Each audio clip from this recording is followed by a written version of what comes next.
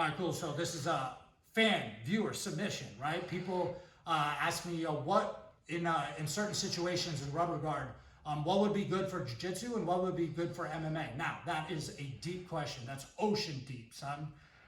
But I'll give you a couple tips on things that work for me, and then you can do with them as you wish, right? So I'm going to have Bryce, I think it was from Full Guard, right? He was asking, and I'll show you a little bit from the other side too. Now, what's going to happen if I get to just plain old mission control? So his elbows are in, I got him here, and I'm working in this position, right? There's a couple of things. In jiu-jitsu, I do the same, pretty much what I would do in MMA, but you know, in this situation, like from here, if I got the legs for it and I could get him in, you know, a dead orchard right from here and just keep wailing him with elbows, you know, I think the main thing is going to be in some of the MMA fights, I don't necessarily have to progress to some of the finishing positions that I would if it was jiu-jitsu. Because in MMA, you know, let's say I get to here, slide this through zombie, and I get to this position, I got the double bag, right? Now in jiu-jitsu, I got to keep going here. I got to keep going. I got to keep trying to flow to try to get to my next move. Maybe I got to grab that wrist, step on the hip, and then throw this piece in and lock it up. Now, if I get to here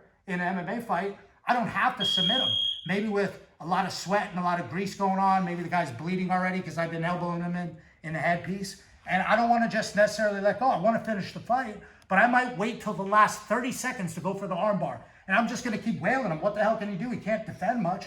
He can't defend him. I'm just going to keep hitting him. And then maybe when there's 30 seconds left, right, I don't have gloves on right now, but to get the glove out of there is kind of tough, right? I might have to turn my hand, rip that arm out, and then from here, you know, I'm looking to try to armbar this arm. Like Jeremiah, he really likes this one, where you bend the arm the other way and get an armbar from that situation too, right? So it might just be where I don't have to progress all the way through to invisible collar, or I have to go all the way to the dead orchard finish. So in jiu-jitsu, you're not scoring points when you're on your back there. You know, in a roll in class, maybe I put him in there and I just hold him, work on my squeeze. But maybe in a tournament, if I want to finish him, I'm losing by points, I have to go all the way to an armbar or a choke submission or a triangle submission. In MMA, I don't necessarily have to go for the finish right away. There's 3 rounds. If it's the last round, maybe I have to be a little more aggressive for the finish. If it's the first round, maybe I just want to pistol whip him with elbows, right? So again, another situation is, you know, for jiu-jitsu, if I get to here and his arm's on the mat, let's say I got the zombie and I get to here, right? Again, same thing. MMA, I could just keep hitting him. I got his posture controlled and then just keep blasting him, combat jiu-jitsu until I get to here, and then work out and keep hammering him with elbows until the last couple seconds going for an armbar, right? Sometimes in jiu-jitsu, if he keeps his arm in tight, I get to here, I can't really get it, or even if he has both arms on the mat. This happens to me a lot, right? This happens to me a lot in jiu-jitsu situation. I get to here, I get to crackhead, you know, and both of his arms are on the mat, and I'm not in a striking situation where I could just hit him with elbows. So I have to make another move. Then I might double bag, clear the neck, get to invisible collar, try to cook his ass from here, right? I'm trying to squeeze him, maybe get a tap from here if you can. Maybe he puts his arm in back on my stomach. And then I can start forcing this in here to try to get all the way to a position like this. The finishes are endless. You know, maybe if I'm in this situation where I got like that butterfly hook. In MMA, I might have to make a move here because he's ready to pass. He's ready to pass. I might not want to keep hitting him. He might bring that leg up. If he brings that leg up, then I might try to look to sweep the guy.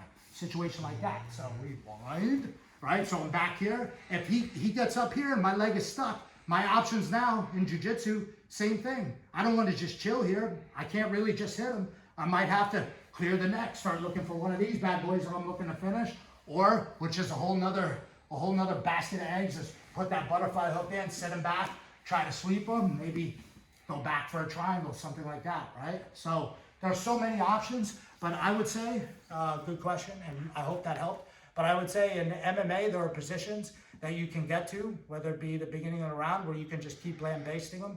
And in jiu-jitsu, if you want to just hold them in the position, you're not really doing much. You may have to cook them for a little bit in invisible collar and then move to a submission. But eventually, you're going to have to work your way to either a sweep or some type of sub. MMA, you can, you know, look at Ben Saunders' fight, Tony Ferguson's fight. He could hold him in full guard, grab rubber guard, hit him with elbows a little bit, cut him up, and then finish him in the later round. So that's a possibility too, but I hope that helped. Double guns.